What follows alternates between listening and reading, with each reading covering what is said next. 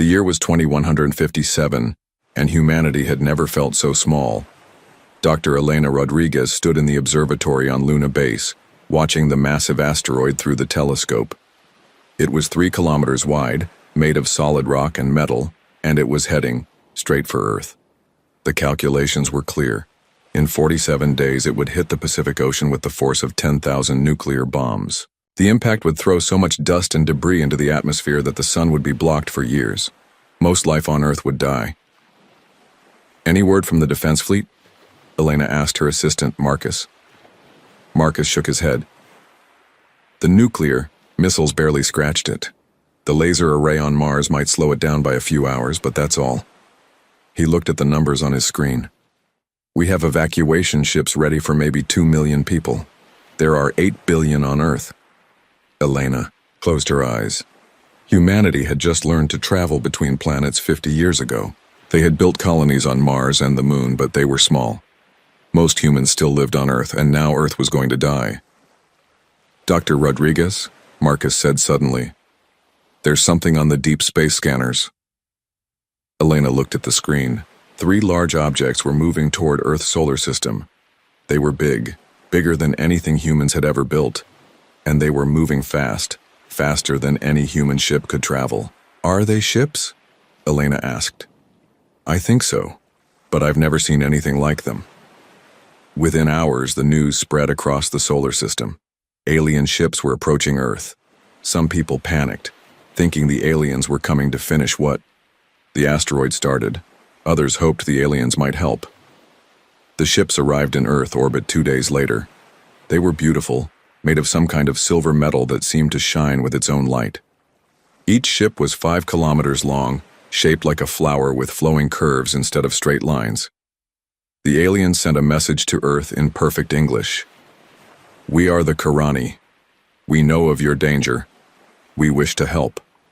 President Chen of the United Earth government was in an emergency meeting when the message came through. Around the table sat the leaders of every major nation on Earth, plus the governors of Mars and Luna colonies. How do we know we can trust them? Asked the Russian delegate. How do we know we can't? President Chen replied. In 45 days, Earth dies. These aliens might be our only hope.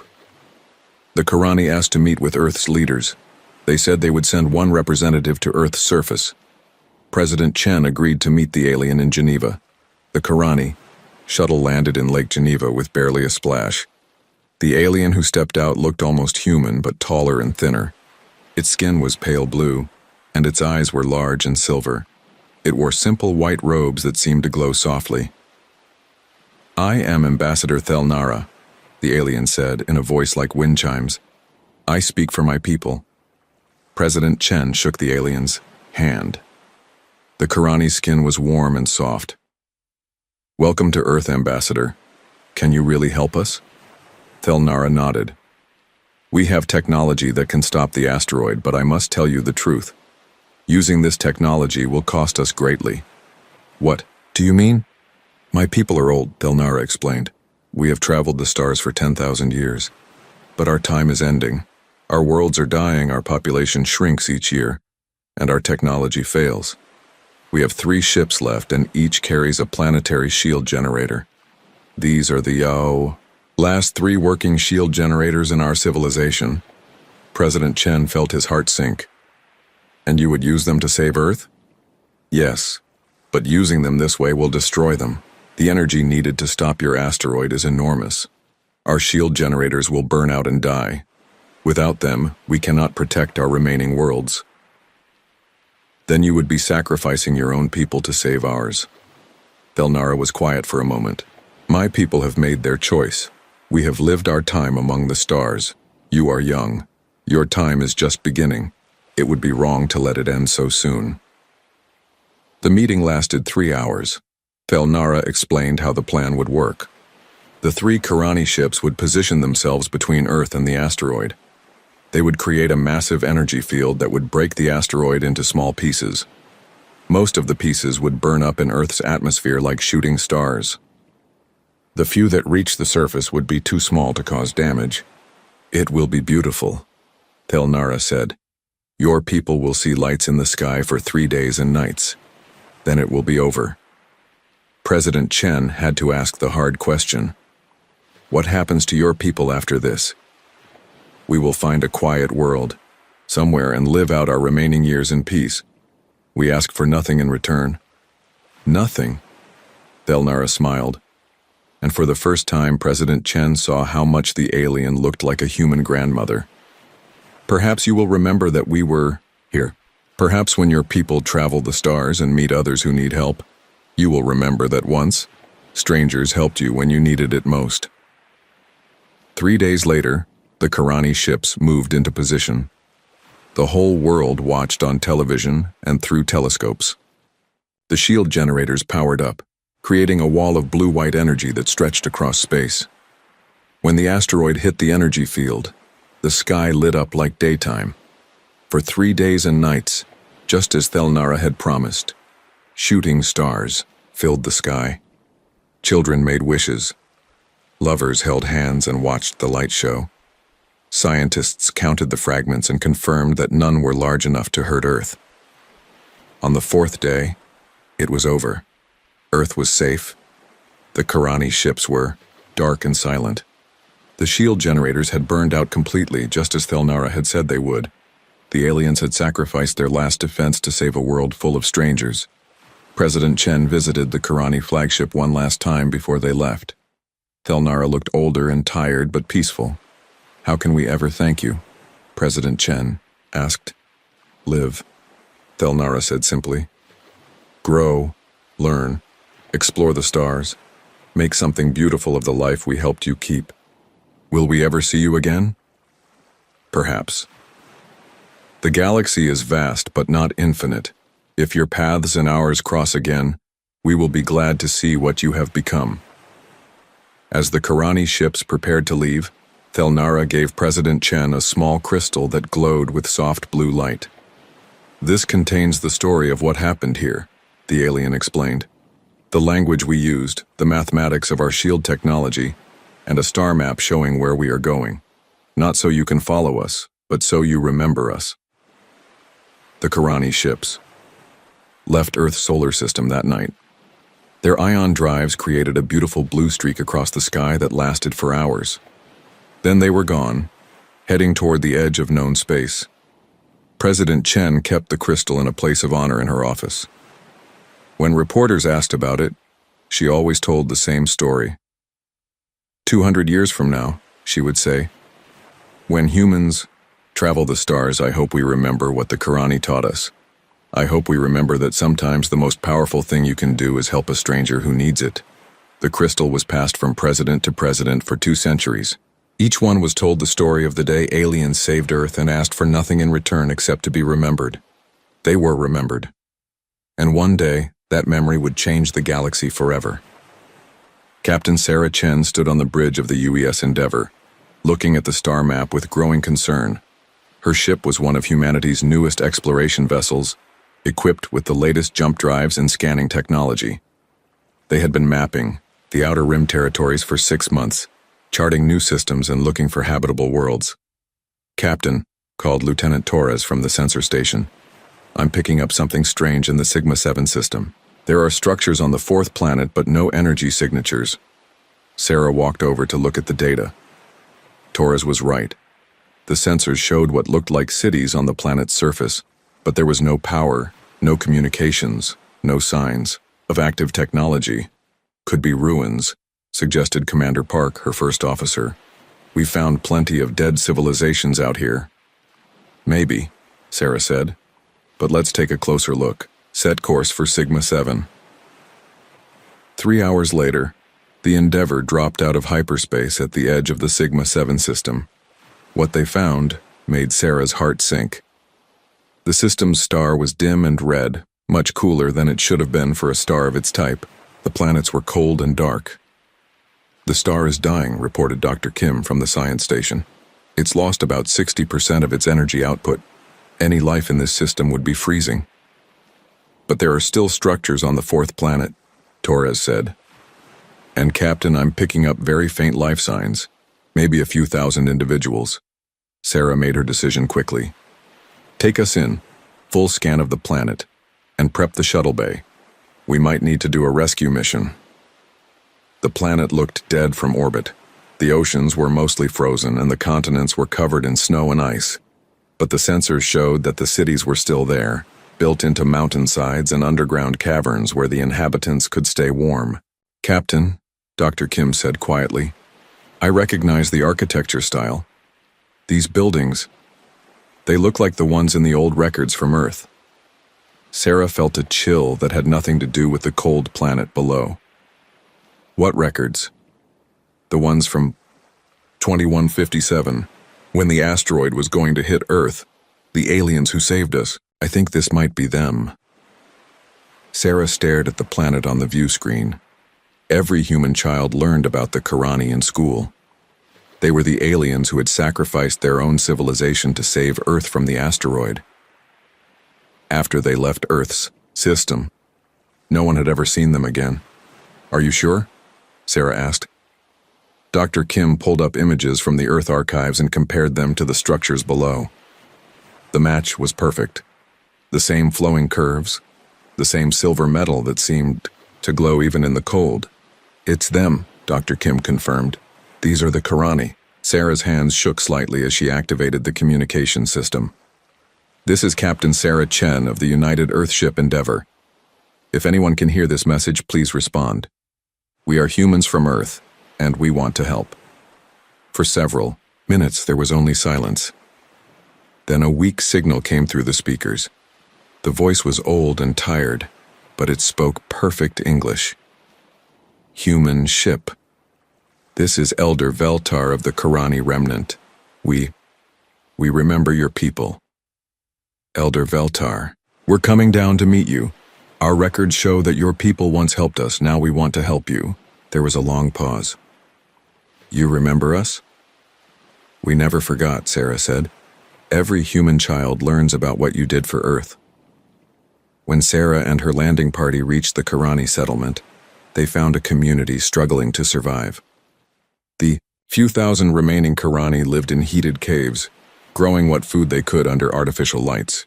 They had managed to keep their basic technology working, but just barely. Elder Veltar met them at the entrance to the main settlement. He was ancient even by Karani standards, his blue skin pale and wrinkled, his silver eyes dim with age. But he stood straight and proud as he greeted the humans. "Welcome to Karanioth, our last world," he said. "I am sorry we cannot offer you better hospitality." "Elder Veltar," Sarah said, "we're here to help. What do you need?" The old alien looked. "Surprise. Help? But we are few and you are many. What could we possibly offer you in return?"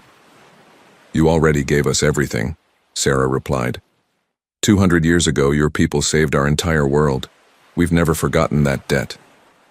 Veltar's eyes widened. "You still remember the asteroid?" Every year on Memorial Day, every human stops what they're doing at exactly 3:47 p.m. Greenwich time. That was the moment your shield generators activated to save Earth. We call it the moment of gratitude. Tears ran down the old Karani's face. "My grandfather was Ambassador Thelnara. He was the one who spoke with your leaders. He told me about your President Chen, how she promised that humans would remember us. She kept that promise," Sarah said. "And now we're going to keep another promise. We're going to help you the way you helped us." Sarah's team spent 3 days documenting everything they could about the Karani situation. The star was dying because of a natural phenomenon that happened to some stars as they aged. The Karani had no technology powerful enough to fix it. They were slowly freezing to death on a world that had once been warm and green. "How long do you have?" Sarah asked Veltar during one of their meetings. "Perhaps 10 years, the elder replied. "Maybe 15 if we are very careful with our resources." "That's not acceptable," Sarah said firmly. She activated her communication system and sent an emergency message to Earth Command. "This is Captain Sarah Chen aboard the UES Endeavour. I am transmitting full data on the Karani situation. Recommend immediate deployment of all available resources for humanitarian rescue mission. The Karani are the species that saved Earth in 2157. They are dying and we have the power to save them. Request permission to begin preliminary assistance operations immediately. The response from Earth came back within 6 hours. Sarah had expected approval for a rescue mission. What she got was much more. Captain Chen, the message from Admiral Rodriguez began. Your discovery has been classified at the highest level and transmitted directly to the President and the Global Council. You are ordered to provide any and all assistance to the Karani immediately. Full fleet deployment has been authorized. Every available ship, every resource we have is being redirected to your location. We are coming in force. Sarah stared at the message in amazement. Every available ship? Captain, called Torres from the communication station. I'm receiving updates from Earth Command. They're mobilizing everyone. Military fleets, colony ships, research vessels, even the deep space mining platforms. It looks like they're sending the entire space fleet. All of it? Commander Park asked. That will leave Earth's solar system almost undefended. Apparently the Global Council doesn't care, Sarah said. They want every ship we have sent here. Sarah walked to the observation deck and looked out at the dying star. In a few days, hundreds of human ships would arrive in this forgotten system.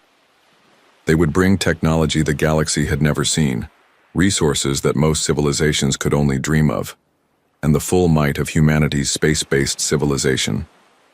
She thought about her great-grandmother, who had been alive during the asteroid crisis. She had always said that humans never forgot a kindness, no matter how long ago it happened. Elder Veltar, Sarah said into her communicator, I need you to prepare your people for something they've probably never seen before. What is that, Captain Chen? They're about to learn what happens when humans repay a debt. Above the planet, more ships began dropping out of hyperspace. First dozens, then hundreds.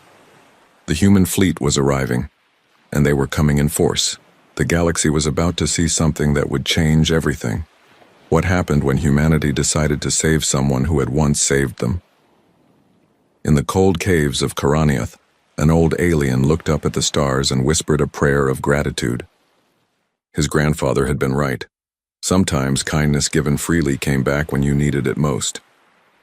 Admiral Keiko Tanaka stood in the command center of the UES Titan, humanity's largest dreadnought, watching the tactical display with growing amazement.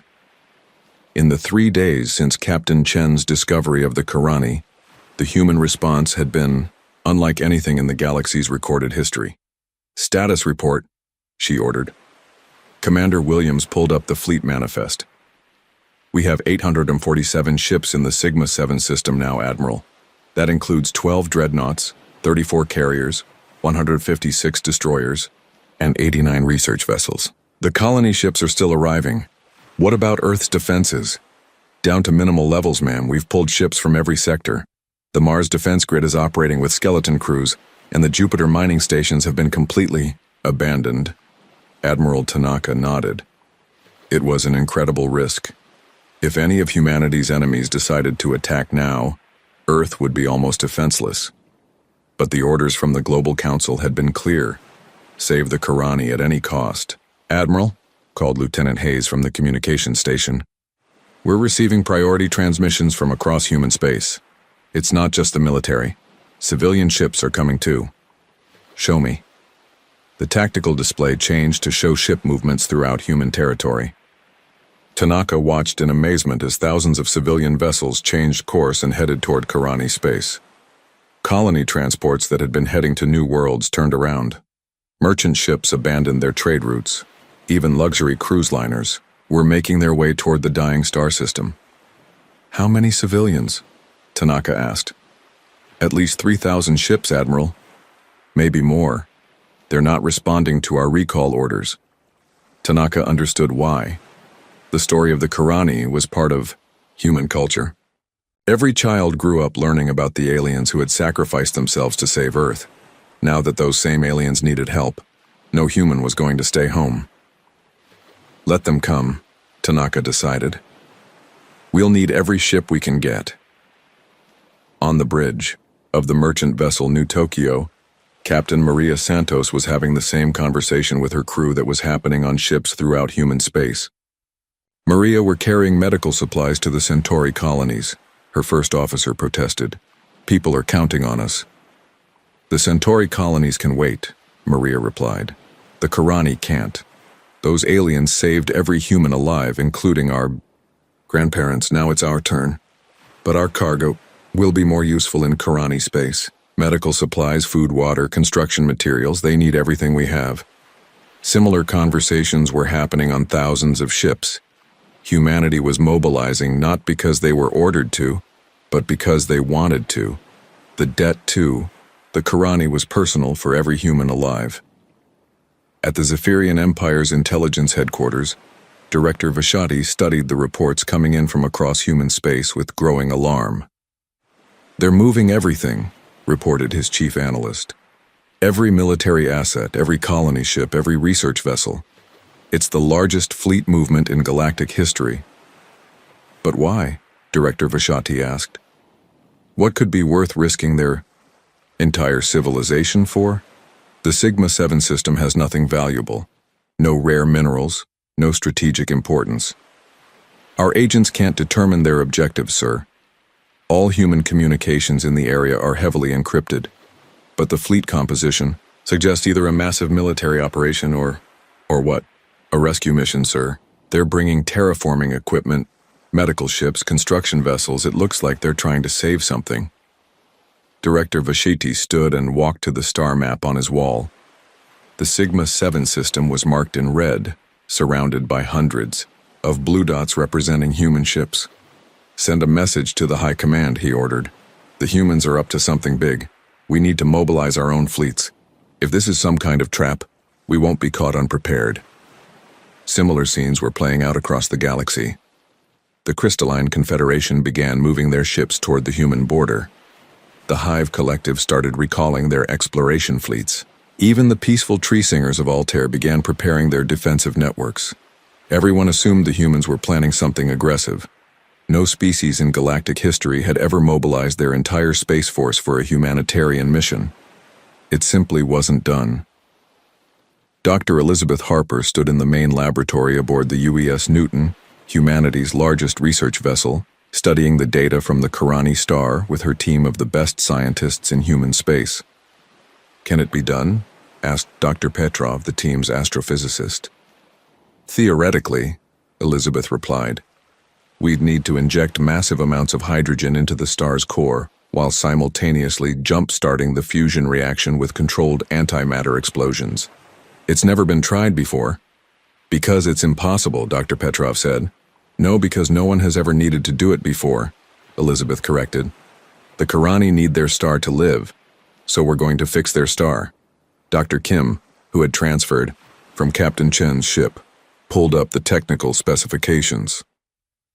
"We'd need to manufacture specialized equipment, fusion injectors, containment fields, antimatter catalysts.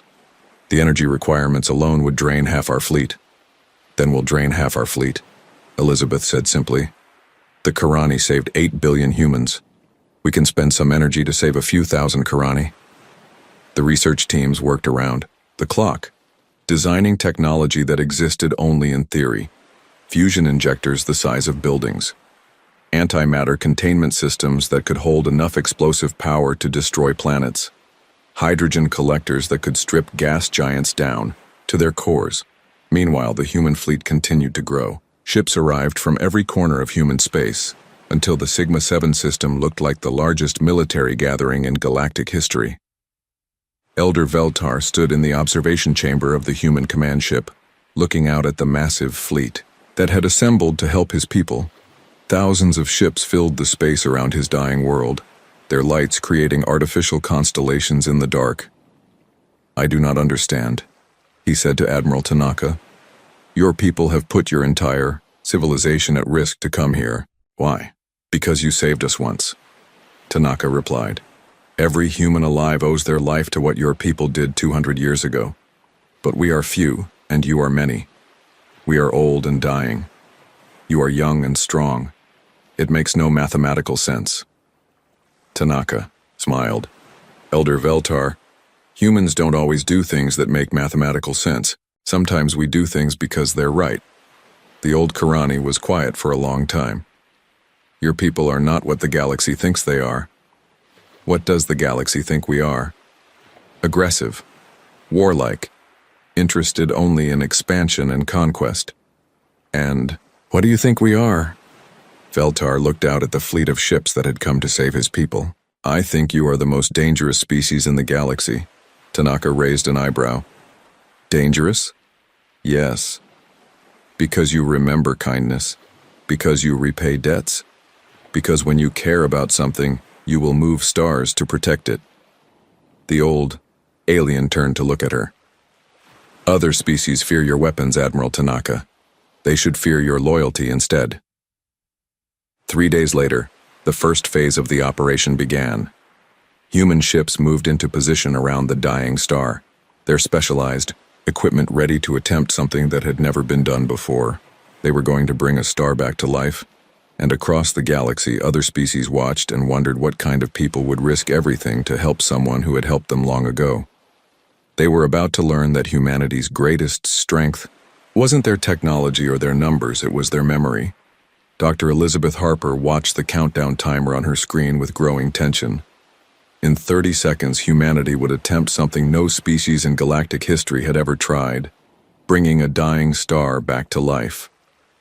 All stations report ready, announced Commander Williams from the Fleet Coordination Center. Around the Karani star, 300 human ships hung in perfect formation.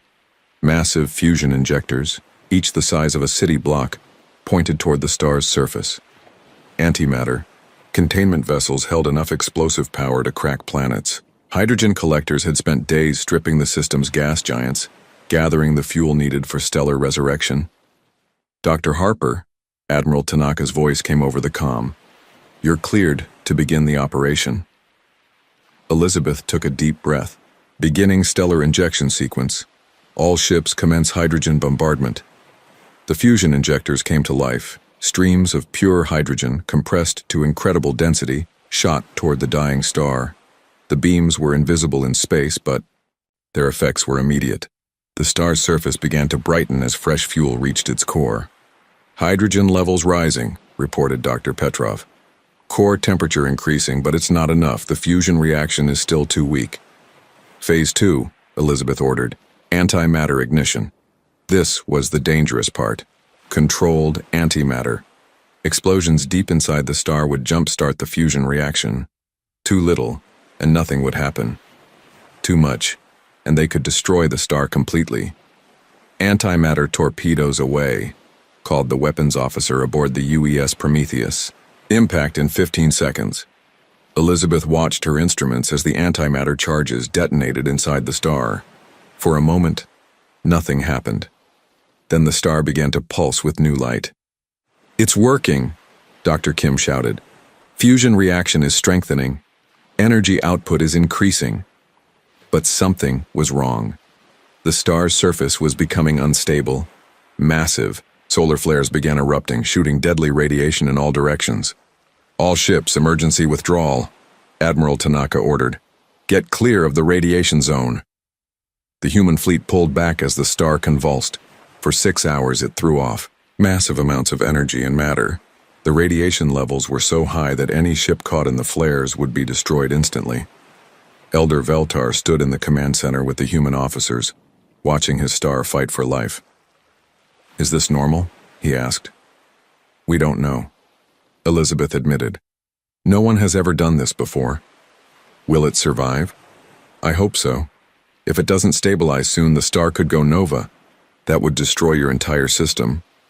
The old Karani was quiet for a moment. You risked destroying everything to try to save us. Yes, Elizabeth said simply. Even though you knew it might fail? The alternative was letting you die slowly. We couldn't accept that. As the hours passed, the star gradually began to calm down. The solar flares became smaller and less frequent.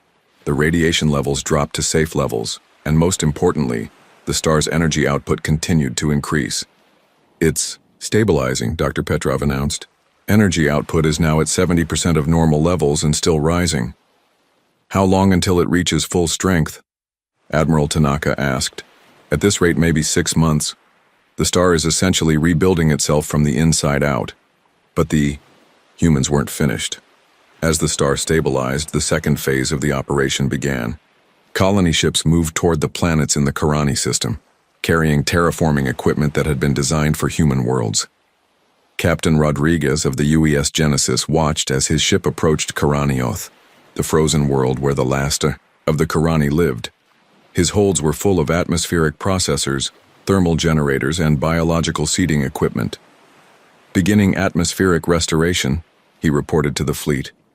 Deploying thermal generators across the southern continent. The thermal generators were fusion reactors designed to warm entire continents. Within days of activation, they began melting the ice and snow that had covered Karanioth for decades. Liquid water flowed again on a world that had been frozen, solid. Temperature rising steadily, reported the environmental team. We should have breathable atmosphere restored in 4 weeks. But the humans didn't stop there. Other ships moved to the remaining planets in the system, transforming worlds that had been cold and dead into garden paradises. Ocean planets were restocked with earthfish. Jungle worlds received new forests. Desert planets became green with human crops. The Karani watched in amazement as their solar system came back to life. In a matter of weeks, the humans had accomplished what would have taken most species centuries. "Why are you doing so much?" Elder Veltar asked Admiral Tanaka during one of their daily meetings. "You have already saved our star. That was enough." "No, it wasn't," Tanaka replied. "Your people sacrificed everything to save Earth. We're going to make sure you never have to sacrifice anything again." The Admiral pulled up a holographic display showing the transformed Karani system. "When we're finished, you'll have 7 habitable worlds instead of 1.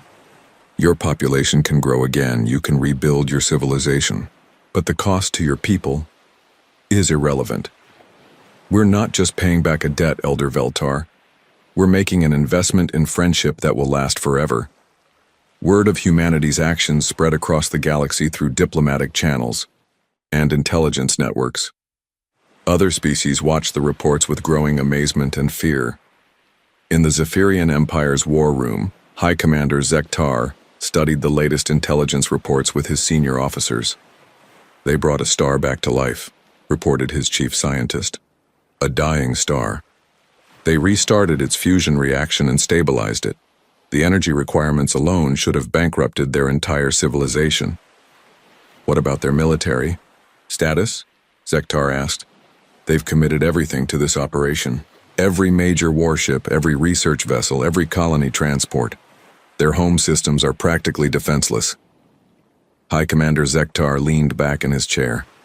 For years, the Zephyrian Empire had been building up forces for a war with humanity. They had assumed humans were just another aggressive species that could be defeated through superior numbers and tactics. "Cancel the invasion plans," he ordered quietly. "Sir, cancel them. Any species that will risk their entire civilization to help a few thousand dying aliens is not a species we want to fight. If we attack them, they will respond with the same loyalty they showed the Karani. We could win a war against their military. We cannot win a war against their devotion." Similar decisions were being made across the galaxy. The Crystalline Confederation recalled their battle fleets. The Hive Collective began preparing diplomatic gifts instead of weapons. Even the warlike Saurian clans decided that humans might be better as allies than enemies. 3 months after the operation began, Elder Veltar stood on the observation deck of his people's new orbital station, looking down at Karanioth. The Bur planet was green and blue again, its oceans unfrozen, its continents covered with new forests and cities. Karani children played in gardens that had been frozen wasteland just months before. "The human fleet is preparing to leave," Admiral Tanaka informed him. "Our job here is finished." "Finished?" Veltar asked. "But you have done so much more than save us. You have given us a future. That was always the plan. Your people gave humanity a future 200 years ago. Now we've returned the favor. What can we do to repay this kindness?" Admiral Tanaka smiled. "Live, grow, build something beautiful with the life we helped you keep. And maybe someday when you meet another species that needs help, remember that kindness given freely is never wasted." As the human fleet prepared to leave Karani space, Elder Veltar sent one final message to Earth. People of Earth, you have shown the galaxy what true strength looks like. Not the strength to destroy, but the strength to create. Not the power to conquer, but the power to save. We will remember this gift for all the generations of our people yet to come, and when the day comes that others need help, we will remember the lesson you taught us, that sometimes the greatest victory is helping someone else survive. The last human ship jumped to hyperspace 6 hours later, leaving behind a reborn star, system and a species that would never forget what humanity had done for them. But across the galaxy, other species were also learning a lesson. They were learning that humans didn't just remember their enemies, they remembered their friends too, and that made them the most dangerous allies and the most terrifying enemies the galaxy had ever seen. The Galactic Council chamber on Nexus Prime had never seen anything like it. Representatives from over 200 species filled the massive amphitheater, all of them wanting to discuss the same topic, what humanity had done in the Karani system. Elder Veltar stood at the center of the chamber, his pale blue skin seeming to glow under the bright lights. He was the first Karani to address the Galactic Council in over 300 years. Most species had assumed his people were extinct. Honored representatives, Veltar began, his voice carrying clearly through the chamber's acoustics. I come before you today to tell you a story. A story about debt, memory, and the true nature of power. High Counselor Thex of the Zephyrian Empire leaned forward in his seat. For months, his intelligence services had been trying to understand why humans had risked everything for a dying alien species. The official explanation made no sense to most galactic civilizations. 200 years ago, Veltar continued, my people were dying. Our last 3 ships carried the final working shield generators in our civilization. We could have used them to protect our remaining worlds and lived a few more centuries in slow decline. The chamber was completely silent.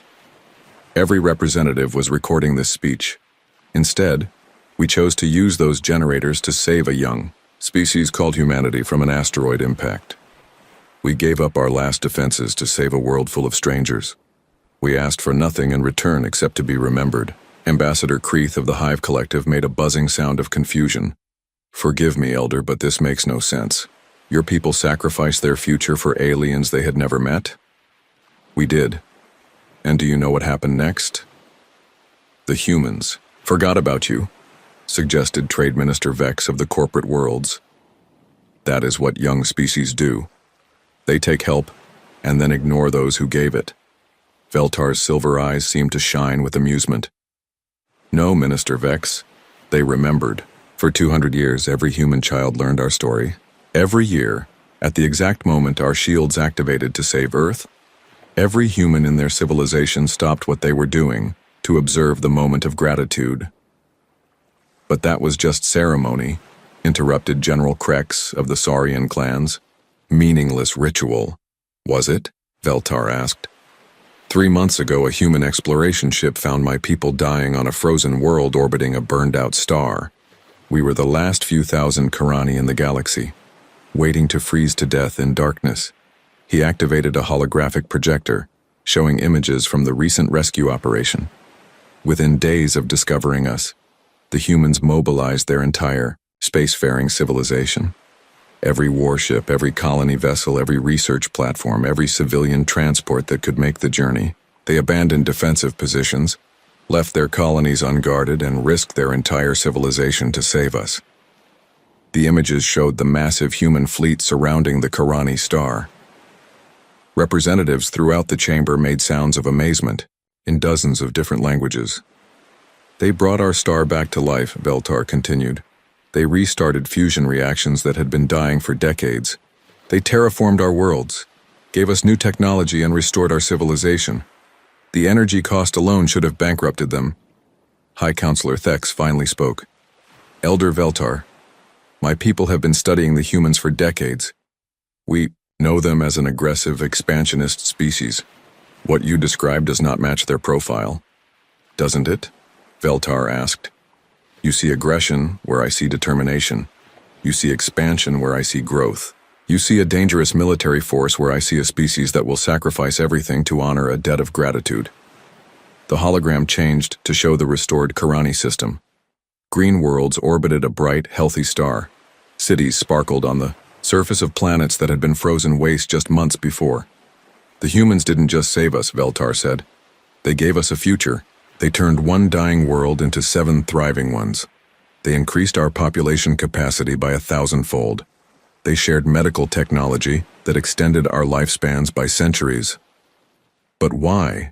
Asked Ambassador Silthara of the Crystalline Confederation. What did they gain?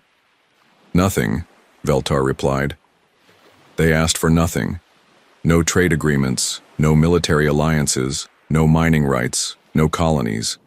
When their work was finished, they left. Just like my people did 200 years ago. The chamber erupted in confused chatter. The concept of a major power doing something with no immediate benefit was almost incomprehensible to most galactic civilizations. General Krex of the Saurian clan stood up. This proves nothing. One rescue mission does not change the fact that humans are dangerous. You are absolutely right, General, Veltar said, and his words silenced the chamber instantly. Humans are the most dangerous species in this galaxy. Then you agree with us, Thek said. I do, but not for the reasons you think. Veltar's expression became serious. You fear their weapons, their ships, their military technology. You should fear something else entirely. What? Their memory, their loyalty, their absolute refusal to abandon those who have shown them kindness. The elder walked closer to the representatives' seats. General Krex, how many species would your clans risk extinction to save? Krex was quiet. Trade Minister Vex, how much profit would you sacrifice to honor a debt from 2 centuries ago? Vex said nothing. High Counselor Thex, would the Zephyrian Empire mobilize its entire fleet to rescue a dying civilization that once helped you? Thex shook his head slowly. None of you would, Veltar continued. None of your species would risk everything for strangers, but humans will, and that makes them more dangerous than any weapon. He returned to the center of the chamber.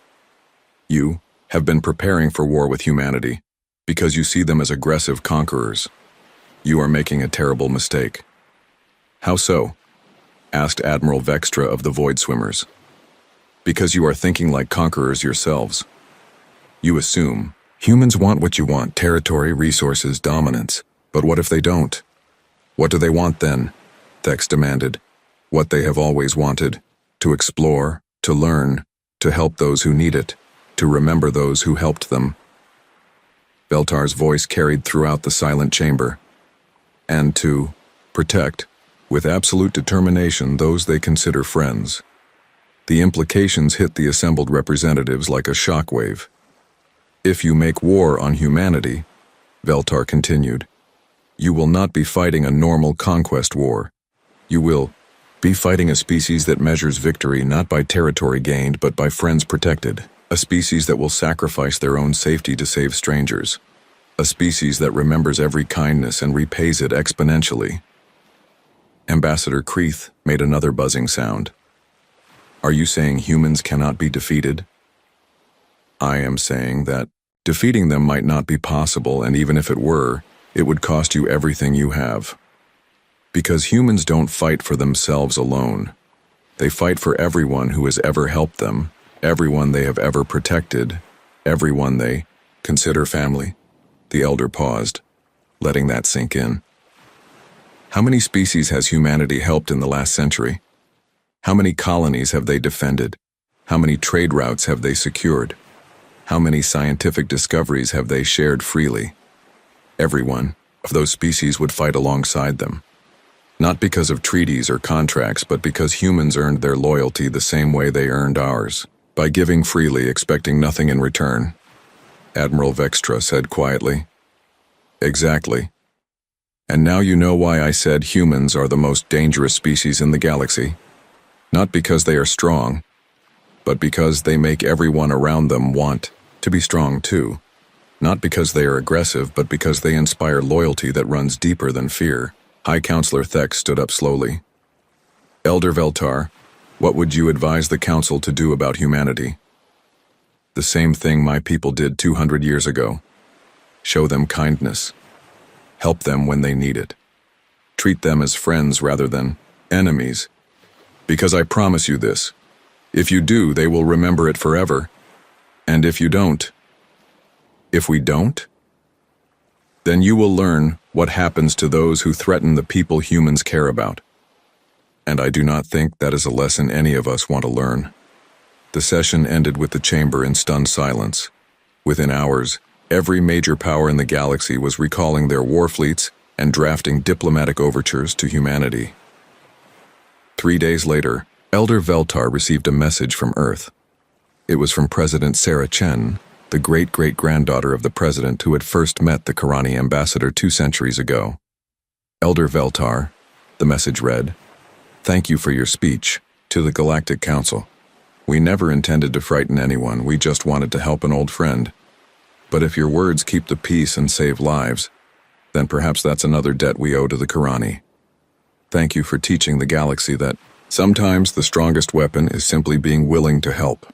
Elder Veltar smiled as he composed his reply. "President Chen, your people have already taught the galaxy the most important lesson of all. That true power isn't the ability to destroy your enemies. It's the ability to turn them into friends. My people learned that lesson from you, and now the galaxy is learning it too." He sent the message and looked out at the stars, where human ships continued their explorations, making new friends and remembering old ones. The galaxy would never be the same.